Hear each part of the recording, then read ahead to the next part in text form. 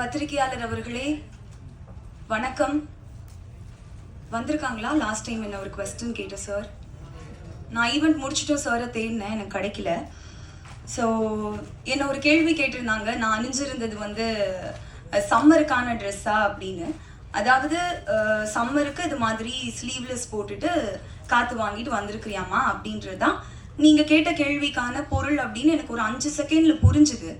ஆனால் நான் அந்த இடத்துல கோவப்படுறதா இல்லை தொகுப்பாளினியா மேடை நாகரிகம் கருதி அமைதியாக பதில் சொல்கிறதா அப்படின்ற குழப்பத்திலேயே நான் அந்த இடத்த கடந்து போயிட்டேன். அதுக்கப்புறம் நான் வெளியே உங்களை தேடினேன், நீங்கள் இல்லை. எல்லாரும் நான் உங்களை உங்களுக்கு பதில் சொன்னேன்னா என்னன்னு எனக்கு தெரியல. ஆனால் மக்கள் எல்லாம் உங்களுக்கு ரொம்ப அழகான பதில்களையும் கேள்விகளையும் கேட்டிருந்தாங்க. அதை விட தாண்டி சக பத்திரிகையாளர் ஒருத்தர் ஒன்று எழுதியிருந்தார் அந்த விஷயத்தை பற்றி. அதை இங்கே படிக்கணும் அப்படின்னு ஆசைப்படுறேன். எப்படி உடை அணிய வேண்டும் என்பதை அணியும் பெண்கள் தான் தீர்மானிக்க வேண்டும், பார்க்கும் கண்கள் தீர்மானிக்க கூடாது.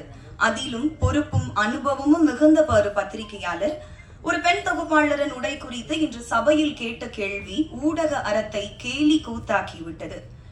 இதே கேள்வியை ஒரு பெரிய நடிகையை பார்த்து கேட்கும் திராணி நமக்கு இல்லை அல்லவா? பின் ஏன் எளிய பெண்களிடம் தன் பெண் மை இருக்கும் தைரியத்தில் கேட்க வேண்டும்? இன்று இந்த கேள்வி சமூக ஊடகம் எங்கும் ஒலிக்கிறது. இந்த கேள்வி ஒரு பத்திரிகையாளரின் கேள்வியாக பார்க்கப்படாது, ஒட்டுமொத்த தமிழக ஊடகத்தினரின் கேள்வியாக தானே பார்க்கப்படும். நாம் எரியும் கற்களை இயற்கை நமக்கே திருப்பி அனுப்பும் அப்படின்னு ஒரு பத்திரிகையாளர் எழுதியிருந்தாரு. அவருக்கு ரொம்ப நன்றி. அவர் பேரை தெரிஞ்சுக்கிறதுக்கு நான் ட்ரை பண்ண குரூப்ல தான் ஃபார்வர்ட் பண்ணியிருந்தாங்க. நான் சின்ன வயசுல நான் பேச்சு போட்டியில டிஸ்ட்ரிக்ட் லெவல்ல ஃபர்ஸ்ட் ப்ரைஸ் எல்லாம் வின் பண்ணியிருக்கிறேன் சார். உங்களுக்கு ஒர்க் எத்திக்ஸ் அப்படின்னா என்னன்னு தெரியுமான்னு எனக்கு தெரியல. ஆனா நான் விவரம் தெரிஞ்ச வயசுல இருந்து மேடை ஏறி மைக்கு முன்னாடி நிக்கிறதால நான் அழகான தமிழ் வார்த்தைகளை தான் பயன்படுத்துவேன் அப்படின்னு எப்பவுமே எனக்கு ஒண்ணு இருக்கும். ஸோ இதெல்லாம் படிச்சதுக்கு அப்புறம், மக்களோட கருத்துக்களை நீங்க படிச்சதுக்கு அப்புறம், சக பத்திரிகையாளர் சொன்னதுக்கு அப்புறம் உங்களுக்கு கொஞ்சமாவது புரியும் அவங்க சொல்ல வருது அப்படின்னு நினைச்சா அதை ஏத்துக்கக்கூடிய மனநிலையில நீங்க கொஞ்சம் கூட இல்லை அப்படின்னு உங்களோட ஃபேஸ்புக் பக்கத்தை பார்க்கும்போது தெரிஞ்சுது. அந்த கேள்வியை ரொம்ப நியாயப்படுத்தி ரொம்ப அபத்தமான விளக்கங்கள் கொடுத்து ரொம்ப வக்ரமான சொற்கள் அங்கேயும் நீங்க பயன்படுத்தி இருந்தீங்க.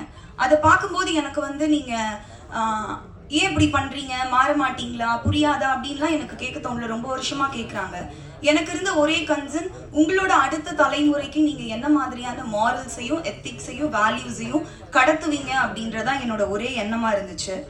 ஸோ இதுக்கெல்லாம் ஆரம்ப புள்ளி நான் எங்க பாக்குறேன் அப்படின்னா, பல மேடைகள்ல ஒரு வெற்ற விளம்பரத்துக்காக கோமாளித்தனமான நடவடிக்கைகள்ல ஈடுபட